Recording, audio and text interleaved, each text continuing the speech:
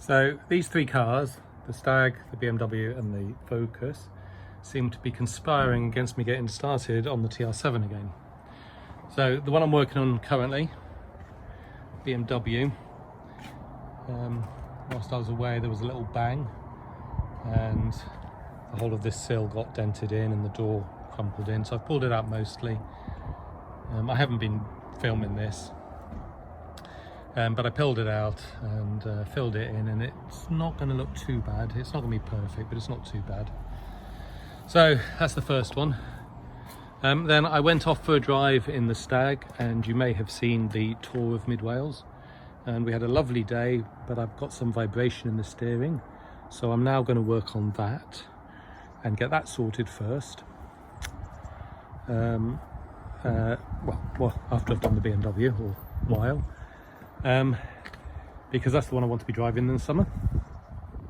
And then this one, I was popping out yesterday. I thought I'd go in this car because it was raining and I didn't want to take out the BMW and it wouldn't start, and I'll show you the image of what I got. And I've been reading about it, and what this appears to imply, well, there are kind of four things, and actually I will video it when I'm doing it and I'll go through those. So for this episode we're going to start working on the vibrations on that Stag.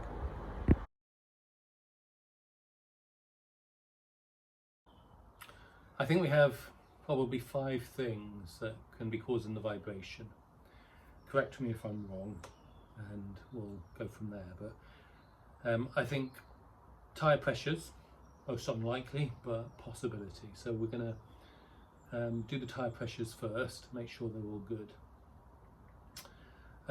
Then I think there is the brakes, could be getting some binding on one of the brakes. Now I didn't feel any heat when I was driving because I checked that. So again, I don't think that's the issue, but we'll jack up the front and we'll give the wheels a spin to see. I then think we've got the bearings on those front wheels could be gone. So when we've got the car jacked up, we're going to do a bit of a rock left to right and top to bottom and see if we've got any movement there, to see what the bearings are like. And then we've also got roll in the tyre. So apparently with the TR7 the Stag, it can get so that the wheels do this a bit as you're driving along. I don't know what the solution to that is, apart from that sounds like wheel bearings to me, but I'll see if I'm seeing that. Hang on. So we've got brakes. So there's suspension, which is the very last thing. Oh, wheel alignment. So wheel alignment, okay. And my dad's lent me some mats where you put down and you roll the car over. He lent them to me about 6 months ago and I've just not used them yet. So we're going to do the wheel alignment as well. And then if all of those are good, I'm thinking it's suspension. Could be the torques aren't right. I find it very hard to get under this car in order to torque them correctly. So it could be that I'm slightly off, and so I'll have a look at that. Or it could be that the rubbers have gone. Because I'm pretty sure it's rubber bushings on this car still. They've never been moved to poly. So I'm going to try to do everything apart from the suspension stuff today in this episode, but we'll see how we get on. And we'll take it for a drive after I've worked through them all and see if we have any improvement.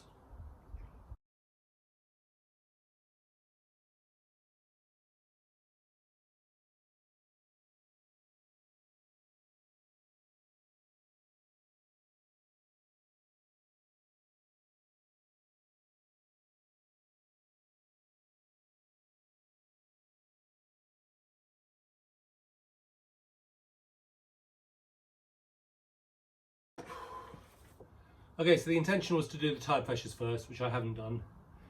But those wheels are spinning freely, so not a brake issue. I'm not seeing any wobble from the front. I'm not feeling any movement like this or like this. So I think that's all okay. I'll do the pressures now. Okay, I didn't show myself doing it. but two things. First of all, the pressures were all low. So they were probably 20 psi at the back and they're meant to be 30. They were about the same at the front.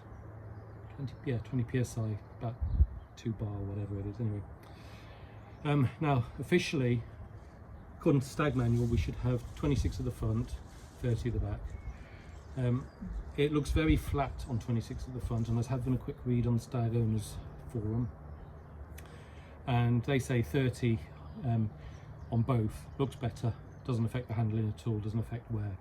So everything's been set at 30 now. So we've got that done. We're now going to have a look at the wheel alignment. Okay, so here's the tool. You can do one wheel at a time because I just got the one. And we check that the top plate of the track book moves freely. So that's this, as you can see it does.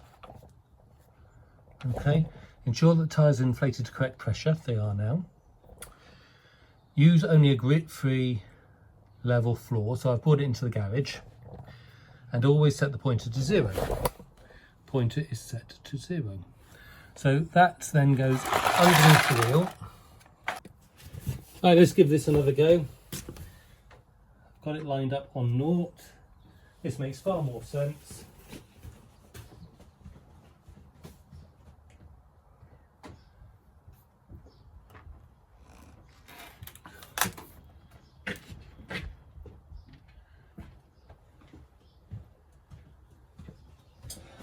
Right, what have we got?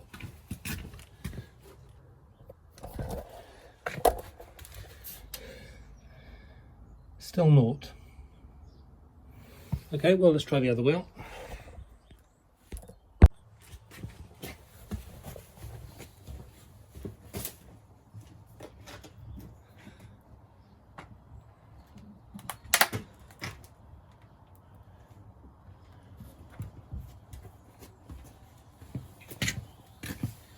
Yeah, absolutely 0 on both sides.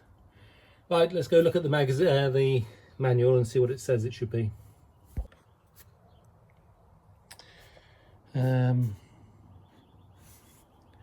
Front wheel alignment,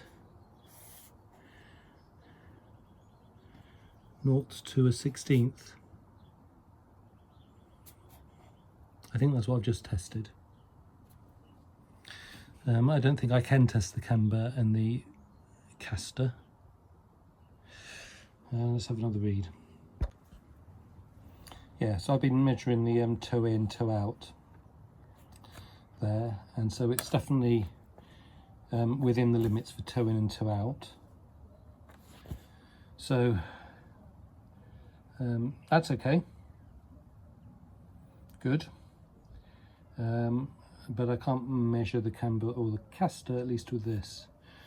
So I've done those measurements that I can with the tools I have available, and we're going to see, if I take it for a drive, what it's like. So this is 50 miles an hour, 60.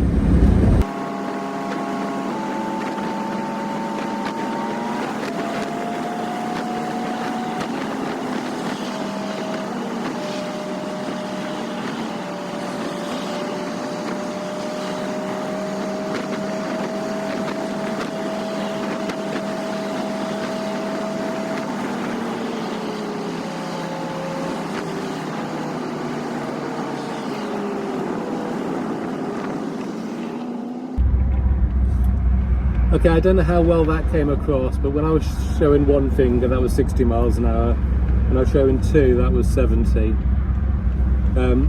And it started out absolutely fine.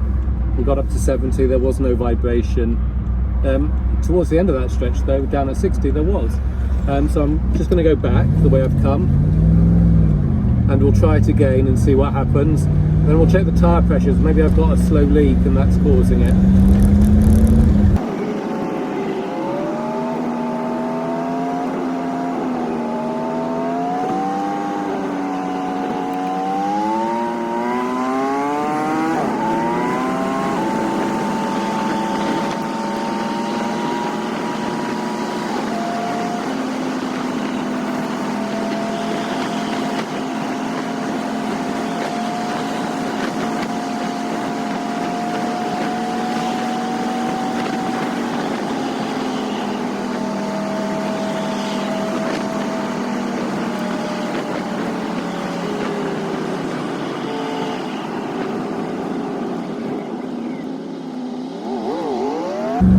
Well, what I think is that's probably, well, that's a lot better. I was taking my hands off the steering wheel deliberately to show you the vibration in the wheel so that I wasn't holding it. And there was a very slight movement to the left, but that could just be road camber, you know, for the water runoff and things like that. So I think this is one of those embarrassing episodes where it's because I didn't bother to check the tyres before I went on a long trip after it had been sat up all winter. That's caused the problem. Which of course is what I said right at the beginning, it's almost certainly tyre pressure. So, with that out of the way, I think I'm gonna drive it a bit more and see what I feel, but I suspect I'm gonna stick with it as is, unless people ring and say, oh, I'm right, and say, oh no, that was dreadful. But I don't think it was. Remember in that earlier bit of the video I showed you that this car's not running? Well, a day later I try it out and it starts, which is also something I read in the blogs. So interesting.